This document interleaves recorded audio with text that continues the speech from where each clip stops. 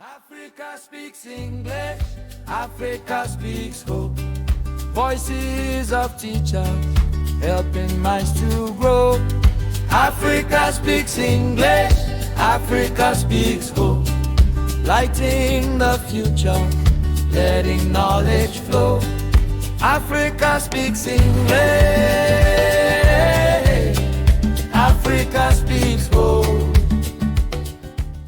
Okay, welcome Africa Elta family. Thank you to all our members for joining us and being part of these powerful stories. This podcast is not just about teaching, it's about crossing borders, breaking barriers, and building bridges through education. As always, I have my co-pilots here in the house, Mohammed. Hello, everyone.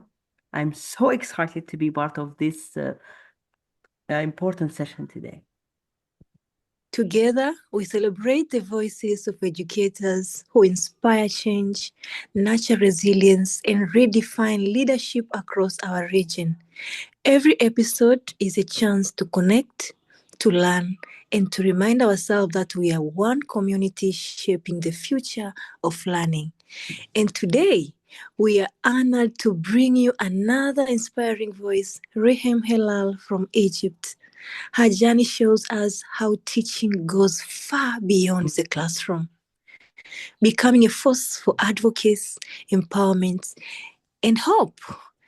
Reham, welcome. Welcome, Wana. Welcome, Muhammad. I'm so glad for hosting me for this wonderful, podcast. Indeed, it was one of my pleasure meeting ever that I have passed by. So I would like to thank you very much, and I would like to thank you for this wonderful, innovative idea, and that's making the voices to be heard and be an inspiration for people to follow and actually to have it like some sort of like models in order to follow. And it's really wonderful to really be with you among you today here. Thank you. Thank you very much for inviting me. The pleasure is all ours, Reham. Thank you so much for accepting our invitation and join us today. So, Reham, can you take a step back to your connection with Africa Elta? How long have you been part of this community and what was your journey into joining it?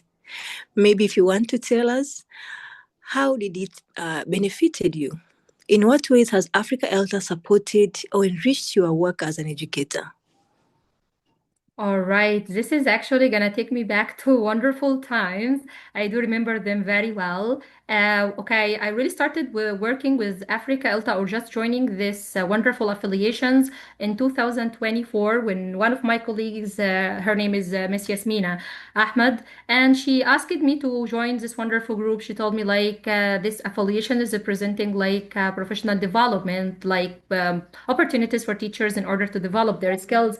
And at the same time, they are sharing and benefit from the resources that we can find. And also, it's an opportunity for you in order to join their upcoming webinars, upcoming conference, which is going to be held in Egypt.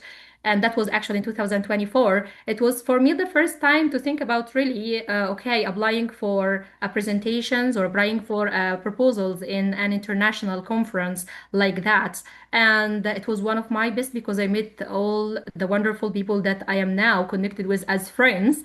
And I learned from them a lot. I couldn't really imagine how much the things I could learn or being in this community and benefit from people's perspectives and teachers actually opportunities they are providing for others, and especially in a country that is not actually our country, because it's interesting always to listen for people and teachers from different countries who usually provide some insightful tips with many issues that we have in the classroom. The most wonderful thing I loved about being a member in Africa Elta is that I discovered that most of the problems related with Egyptian teaching, Egyptian classrooms are already in the African context, like larger classes, limited resources. So So how like how those amazing teachers are having innovative ideas in order to overcome these problems. And I really found that we are actually in the same area thinking together. So I found that there are so many bridges as we came across and we met over them. So it was really wonderful experience that actually added to me. And still till now, I feel that I'm so proud to be participating or participant as a presenter in this wonderful conference and being a member in Africa Alta. Amazing. Thank you so much. And I one thing caught my attention that you mentioned Yasmina, and just like you, I was also told about Africa Alta with someone. So you can see the power of connection, human connection, where teachers need to be under one umbrella of a TA, a teacher association, which bring them together and learn such wonderful ideas, just like you mentioned. Mohammed, did you hear that? Yeah, I certainly did, and I think this is exactly like you said. Yeah, it's all impressive, and the community is very important. And I think um, for Africa, it makes more sense, and yeah, things actually better when we're together. Yeah. Okay. So, Okay, so I uh, would like to ask you about your journey because it bridges prestigious institutions. We've got lots of these great names like AUC and grassroots advocacy. So my question to you is, um, so your work as a mentor and an Egyptian scholar, when did you Yeah. realize that your academic background is not just for the lecture hall? So when have you realized that all of this passion that you have is not just for the lecture hall? It actually is a vital role for community leadership. When have you realized that? Okay, thank you, Mohammed, for these questions. Actually, I really started learning about that when I joined the RELO, which is actually the Regional English Language Office in Cairo. And I think that you have the same one in Africa, RELO Africa. Okay, and right, that one a chance that gave me many opportunities and made me really think more about what are behind teaching inside the classrooms or lecturing in some closed hall for students. It's more than beyond that. I really remember that in one time, okay, that the first okay sentence that I heard in the Relo with Relo Cairo is that you have to pay it forward or you need to pay it forward. So everything that you need to do is not for your, I mean, like you learned in order to actually inherit what you're learning for other generations and other teacher. So you have to spread the word. So knowledge is not actually meant to be stored, it's actually meant to be shared. So that's made me really think beyond like what about flying and actually beyond the borders of the classrooms and beyond the borders of lecturing. And I thought about really going to other institutions, try to be a participant in this one. If not as being like one of the basic members or the most important influential members there. All right, how about really working there as an intern? I don't refuse actually any opportunity for personal growth.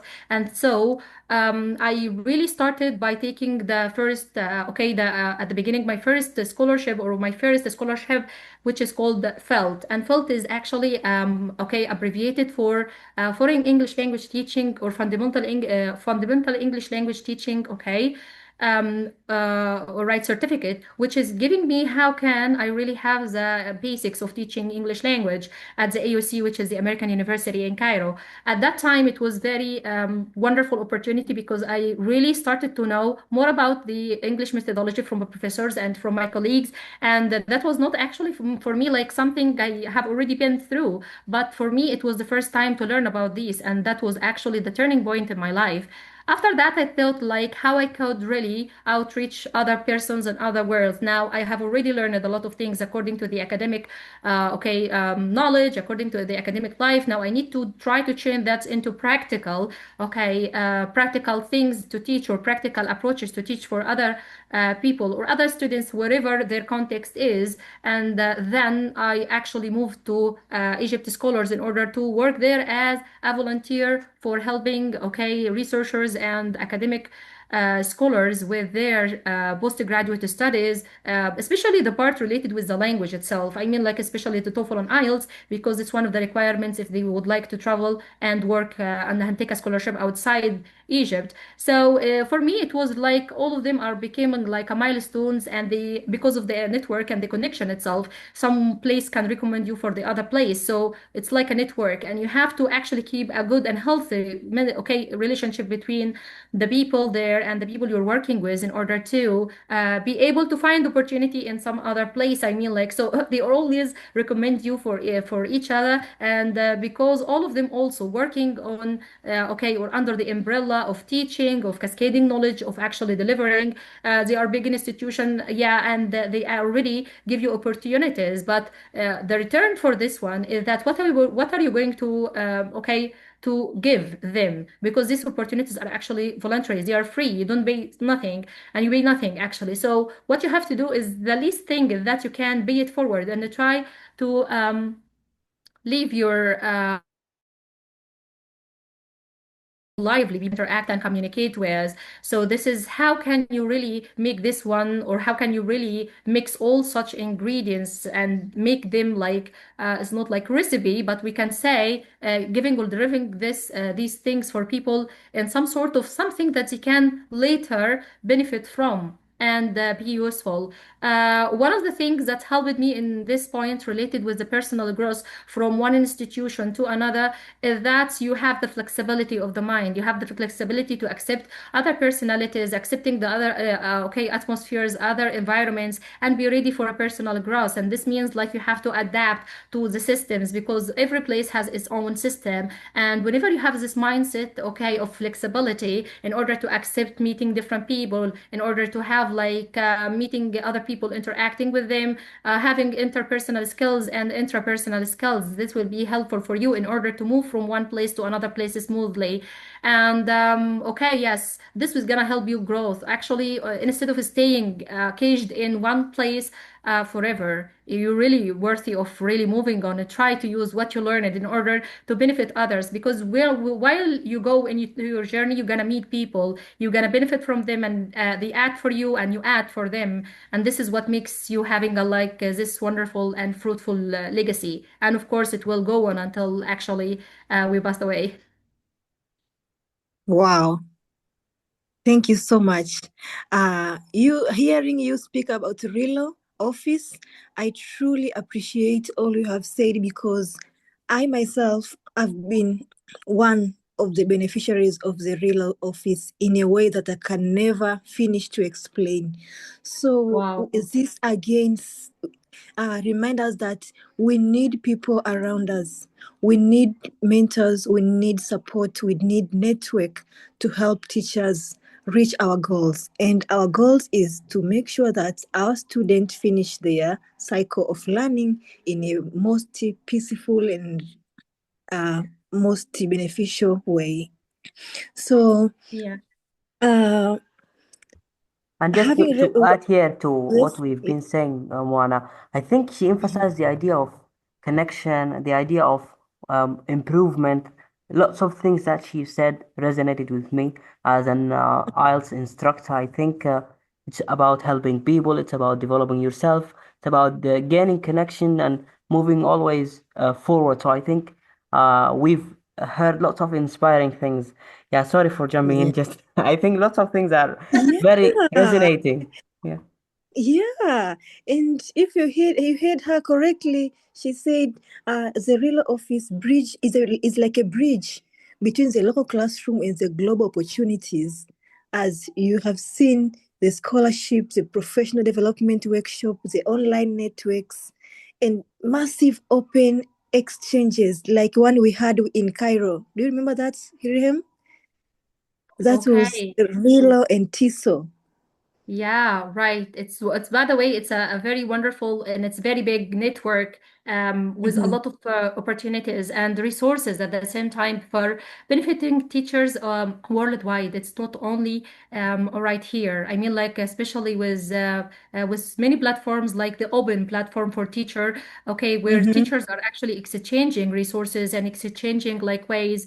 I love this part especially because and right, I was so proud in order to be a cup lead in some certain time because at that moment I was actually cup lead for twice in two different roles. I was so glad to see the teachers are actually asking for like some help with some situations, scenarios inside the classrooms, and they were so glad to find teachers from all over the world are commenting on Mhm. them, giving solutions. So teachers are for teachers for sure. Yeah, thank you so much. Uh, from Most that, welcome. I heard that you said you have guided countless students through high-stake exams. I'm one of the people, of the teachers who is very afraid of TOEFL exam because I've heard it like it's so tough. Okay, do you mind tell us what is TOEFL, IELTS, these all tests, and how can you explain it in a way we can understand in a simple term? Is it something you can all do, or is it for international opportunities only? All right. Thank you for the questions, Moana. All right. Let me just explain for you what do you mean by TOEFL and IELTS. These are international exams. All right. TOEFL stands for, all right, Test of English as a Foreign Language, whereas IELTS stands for International English Language Training Testing System. Both of them are actually are exams, international exams that can qualify you in order to take a scholarship outside or inside your country. Depends on the organizations that require them. And no, now we can consider them one of the two competitive exams that you can take them in order to work outside or working anywhere. This can qualify you how proficiency are you in the language because it's actually according to the band itself. Related to the IELTS, you have actually until band 9. So the more that your band in English IELTS, okay, I mean like more than 6.5, now it's totally fine because most of the agencies or most of the affiliations, if you would like to work in any other place around the whole world, it requires from 6.5 up, okay, in order to make you eligible for taking a scholarship or even work as a foreign teacher working there, teaching in the classes or teaching in some institutions. And it's actually for work more than for scholarships. And the same thing if you're gonna study and work there. According to the TOEFL exam, we are having so many updates since January 2026. I mean, like before that, yeah, Moana, you can know that it was very hard for students actually to deal with the TOEFL international exam simply because it was kind of complicated. It was about like from 4 to 3 hours long. So it was kind of exhausted for most students, and you need to get like a score out of 120.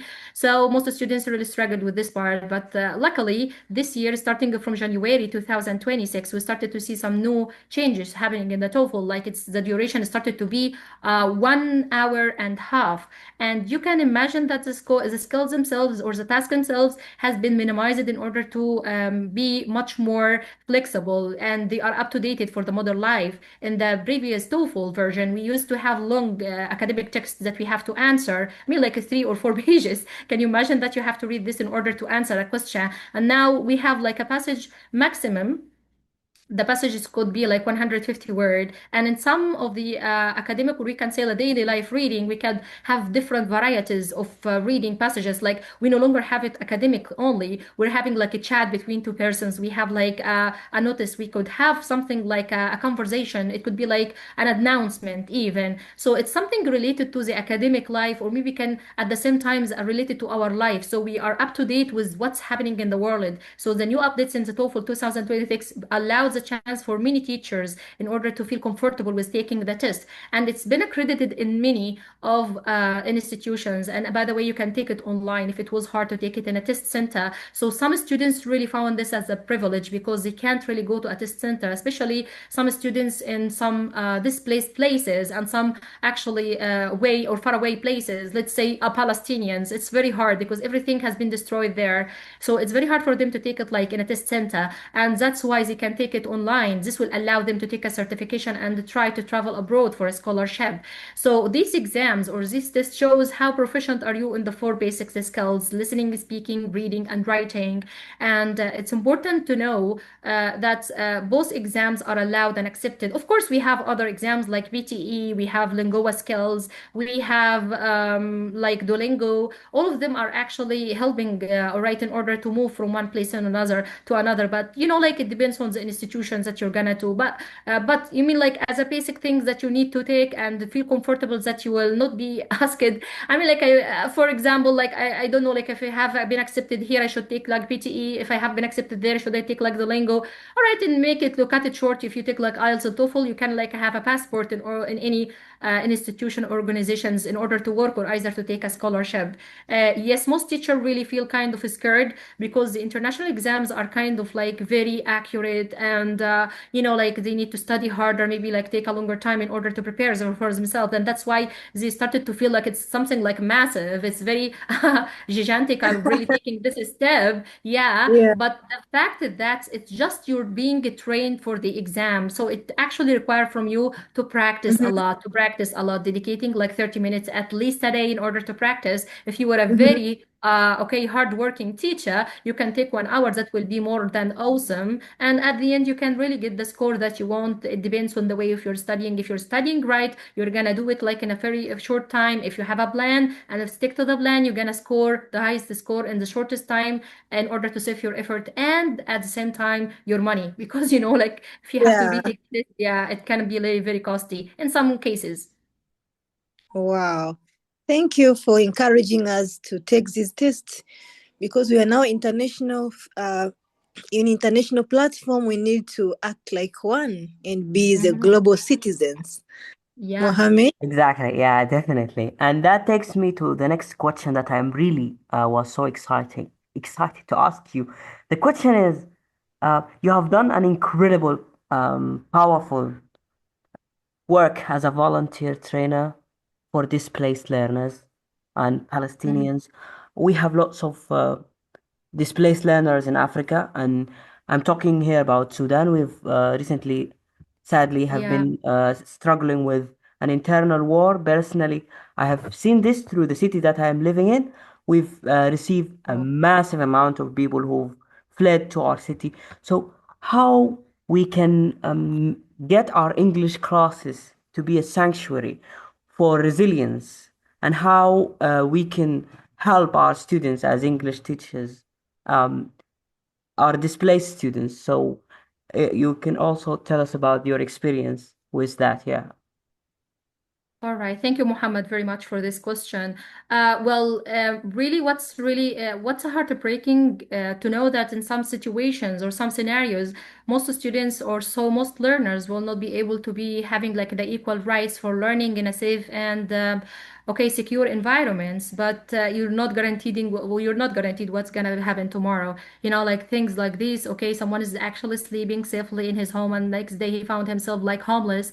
And according to this one, all right, you're feeling like as a learner or as a teacher that you would like to help people, but you don't know how to help. Okay, if you're just support, it's not by just words. So you have to actually act or have some action plan for this one, and that's why that was actually how I really started the whole thing.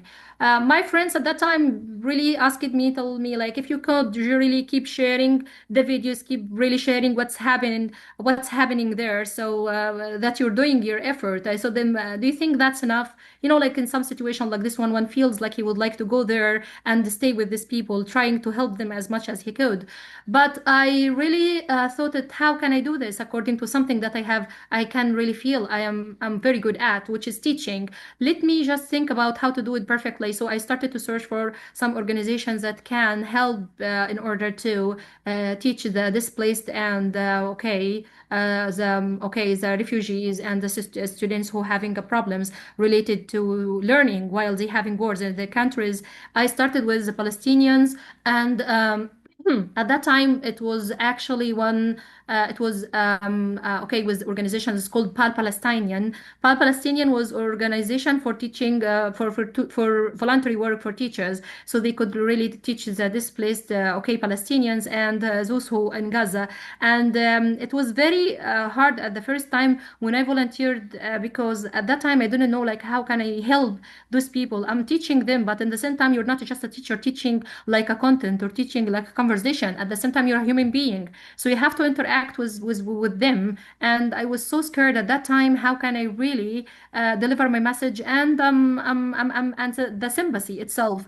So I thought that I will not do my job as the best thing until okay, Angela, she was actually the founder there, told me like you don't have to act like being uncomfortable. You have to be comfortable because you might be the only hope that is left for them. You can really teach them and making them comfortable. Let them talk. Use the language, okay, in order to let them talk. And by this, you're helping them. You're giving them some hope that learning is something, encouraging them, give them opportunities. And at that time, I felt comfortable with my first class. When I started to teach them, I made for them like a curriculum, and I started to choose very carefully the topics that I'm going to discuss. So I usually take the topics that are related with hope, with future, with actually resilience. I try to avoid as much as possible things that are related to the things or topics related to things that they have lost, like home, family. I try to avoid mentioning this one is my topic. It was a very hard task,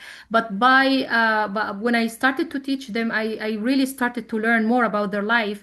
And by the way, I couldn't imagine how brave they are when they started to handle their life like not a story for being victims, but a story of survival. They started to talk in the English classes about these experiences. When we have like an experience of like, for example, love, talking a topic about love for life, and they started to talk about their situations, the memories itself. They started to talk about these memories and sympathizing each other. And you listen to them, you're learning more than you're teaching, by the way, from their experiences, because you've never been in this situation before, but you're learning from people who have been in the same situation before as a teacher.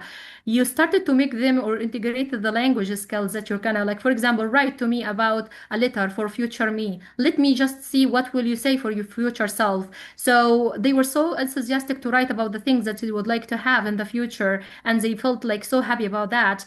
And what makes me so proud about the experience is that by the end of the experience, which is like 6 months, some of my students were eligible for taking the IELTS, and they were so happy because they have a good proficiency language now they can speak. They were the first to do the homework, by the way, when I sent that for them. And at the same time, some of them asked for more opportunities. Really, do you know how to write a CV? Oh yeah, I can write a CV. All right, so can you help me with writing my CV or editing my CV? Yes, of course. Miss, I'm applying for a scholarship outside. Can you help me with the interview? I'm so worried and so scared that I might lose the chance. Okay, let's go into interview. Let me prepare for you the questions and you prepare them, and let's go interview and see each other. And I'm gonna act like this one. And so they were so excited about this one. And yeah, teaching started to shift from this moment when I was so scared in order to deal with a situation which is bigger than me into be something like we can say a safe environment for learning.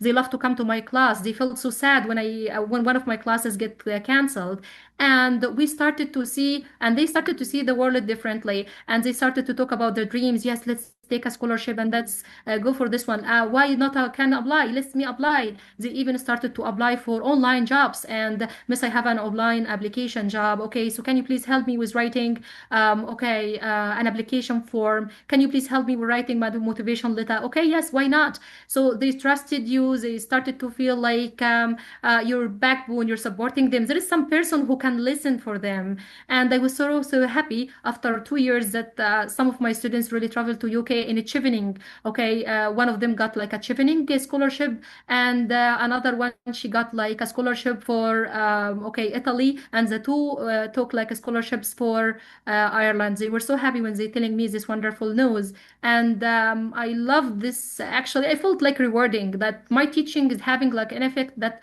will stay even after my death. I feel like it's a message. This is the message I was just dreaming of, and now it has been fulfilled because it changed people's lives. Until now, they just text me and said me like, messages about their life and their pictures from UK, from Ireland, from Italy, and they tell me, Miss, like I do remember these moments with you, and I'm really happy to see you. If I were coming to Egypt, I'm going to see you. And from Gaza, they always send me flowers. They send me like some hearts, and they send me lovely messages. Teaching at this moment really taught me a lot of things more than actually a couple of the words that I have to say or the language that I have to speak with. It taught me like how to be a human Um, being. so this really is a very wonderful things. Sorry, these are really very wonderful things you said, and actually, we've gathered lots of information. Personally, I didn't know about TOEFL. I think I have lots of ideas with regard to IELTS exam. I've trained some of the students, and yeah, I think it's very rewarding when your students like succeeding and so on. So, uh, what was the most difficult thing that you faced? Just a small question that is not with the agenda. Just I'm so curious as a fellow trainer. What it was the most difficult thing you've faced? Is related with teaching, okay, in class generally, or related with teaching trainers, or which Ju- context, Mr. just Mohammed? the exams like IELTS and TOEFL. Yeah, okay. Is it related with me or related with my trainees? I think for you as a trainer. But for me, actually, because I usually take TOEFL from, I mean, like every 2 years, like the validity or the expiry date is actually 2 years. So whenever really 2 years are passing, I have to take it or retake it again in order to actually to get it like and be useful for me whenever I would like to use it, like in order to apply for something. And for me, it was not that kind of a strange. It was familiar because I'm teaching it, and at the same time, I am really, I mean, like I'm teaching students. How can they pass it? All right, for me, IELTS, I haven't really tested yet the IELTS, okay, exam, but I usually found like that something that I really didn't know. That's when you take the exam of the IELTS. I mean, like there is a one skill retake.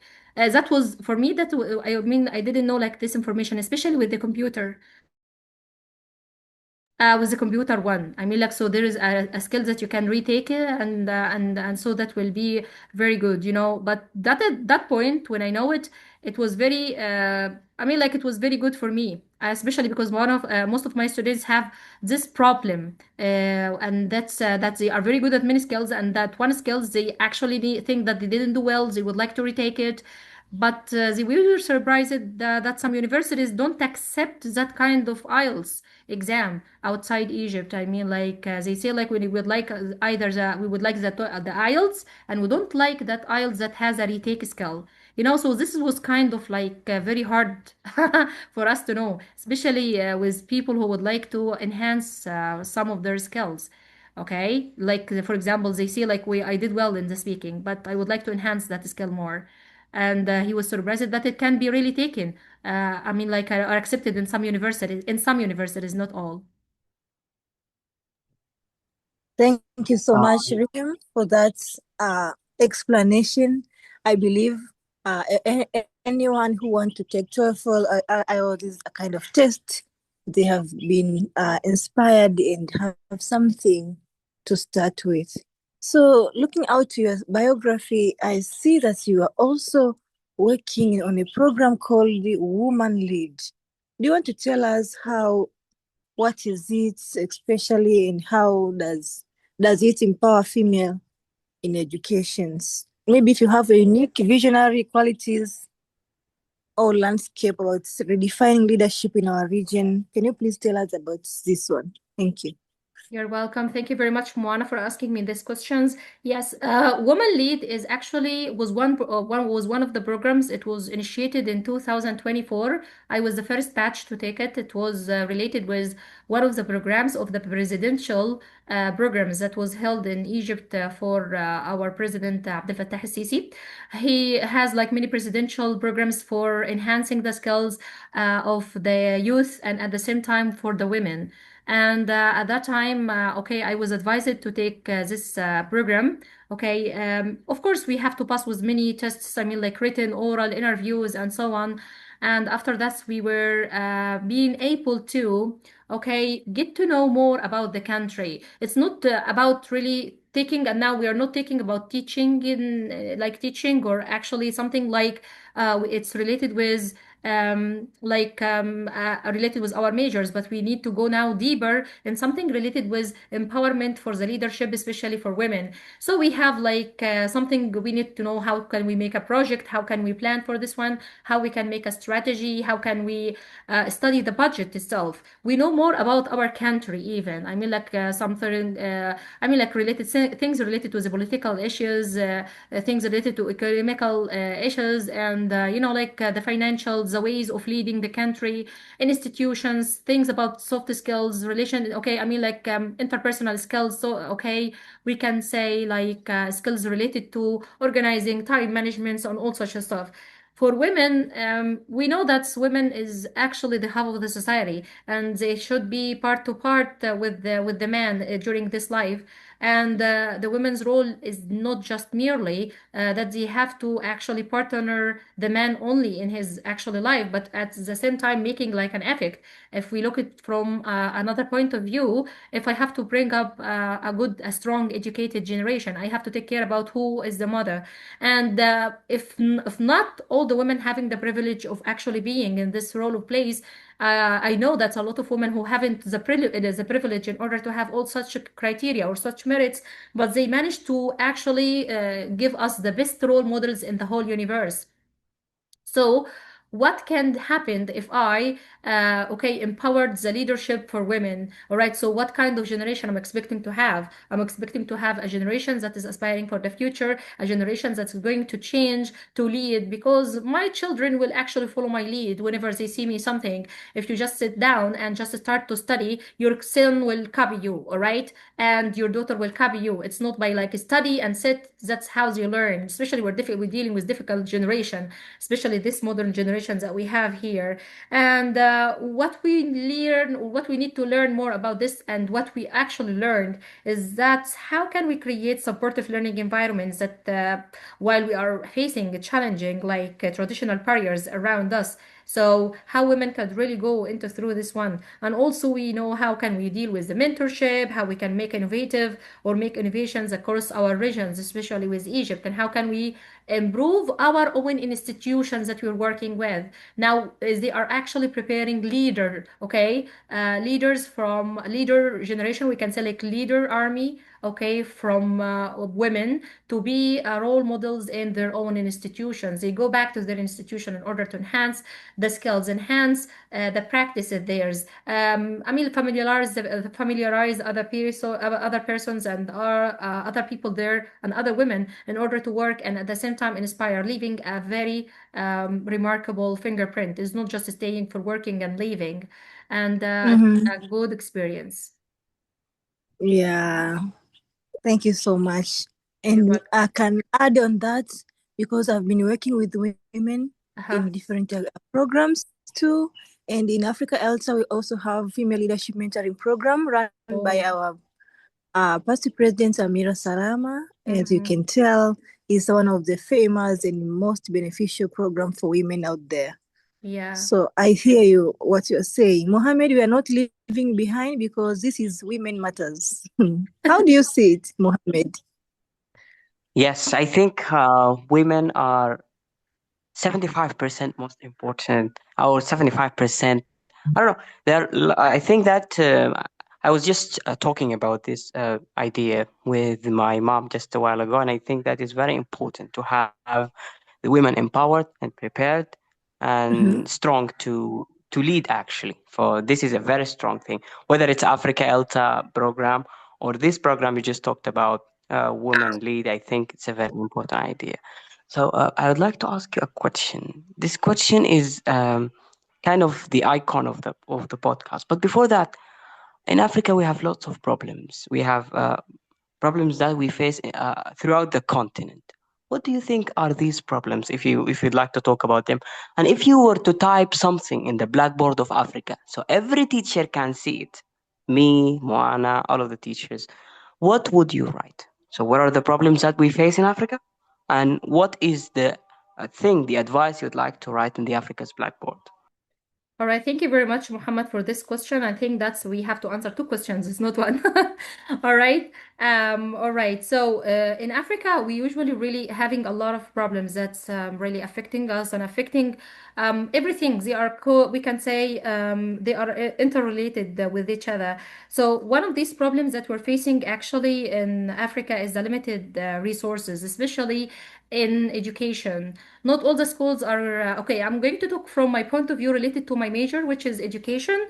Okay, and of course we can really hint or refers to other problems related to our topic or our major, which is education itself. So in first place, we are having like this limited access for we can say like it's not like a normal education, but let's say a quality education. Like most of the classes are now, I mean, up till this moment are running by a blackboard, a chalk and a blackboard. So yeah, even we have the technology and so on, but still some areas are not that kind of like equipped. And of course, related with this problem, there is another problem, which is the larger number of the students or large classes students, larger classes for the students. Yeah, because there are not many schools built for them, and if the students really have in some regions we can find like more schools, and in other regions we can find like one school. So I mean like around the place itself we can find like in this area we have one school and we can find like 6 or 7 villages. So all the students are coming to this school. So this is actually outnumbering the number of the class that should be. And really this is actually two of the things that very important really to consider them as a problem there. And now another thing related with this one is the outcome itself. When we graduate students, when we teach students things, are they going to be applicable? Are they going to be are they going to use this or what they learn in their practical life? I think this is something is far away from the learning. Is that sometimes in some schools, all right, we're teaching them theoretical things, but we are ignoring something important related with life skills. Okay, but in some schools they do apply this one, but it's not all of the schools that can be applicable for this one. And like some of the problems that are existed actually in Africa and affecting educations is because of the political conflicts and displacements. People usually we can see like students are skipping classes at many ages, and even some places we have the problems that girls are not allowed to go to school. Like because for fearing of many of the things that could happen. Like so we still everything we can connect that to education itself. So this is really affecting the progress itself. And of course, because of the conditions that is happening, we also suffer from some challenges related to healthcare, and like yeah, these are all like barriers that actually hinder the problems or hinders the progress of the people there.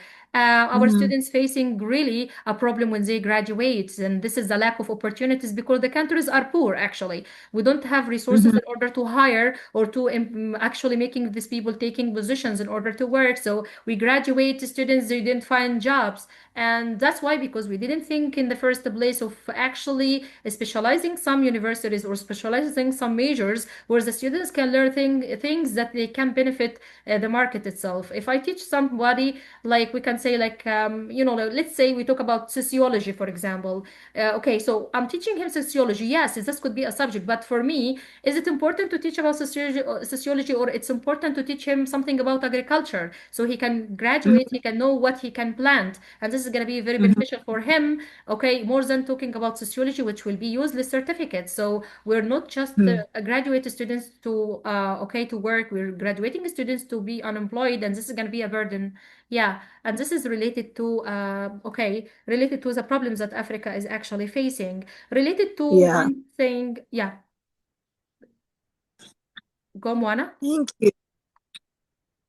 I am hearing, yeah, is this lovely idea? So I heard you say about these challenges, and I loved how you connected them with the solution. And coming from your own experience, I believe Africa truly need teachers like you, female Oh, thank leaders you very like much. you, who are going to be there for inspiration and showing us the way. And this is why you are here. We see you and we truly appreciate whatever you are doing with students and teachers in the Nile Tissue Association, and so many others chambers. So, do you have any advice for teachers who are listening right now? I can see you are taking your master's degree right now in linguistics, right? Yeah, I'm actually in the process of actually the master degree. Okay, as Mm-hmm. a sort of academic professional growth. Okay. Yeah. Yeah. Oh, well, How do you I handle? will, yes. How do you handle it, and how can you advise other teachers who are afraid of going for this kind of growth, Yeah. academic? All right. Well, okay. So I usually say, all right, we are for other teachers or the teachers, when they ask about this one, okay, we have to remember that why did we actually take the profession of teaching? That's we took Mm-hmm. it like a job, or we took it like because we don't have any other choice, or we took it because of passion. All right. And you know Mm-hmm. that whenever you put your, okay, your first steps in teaching, you know that you are allowing yourself to be teachable.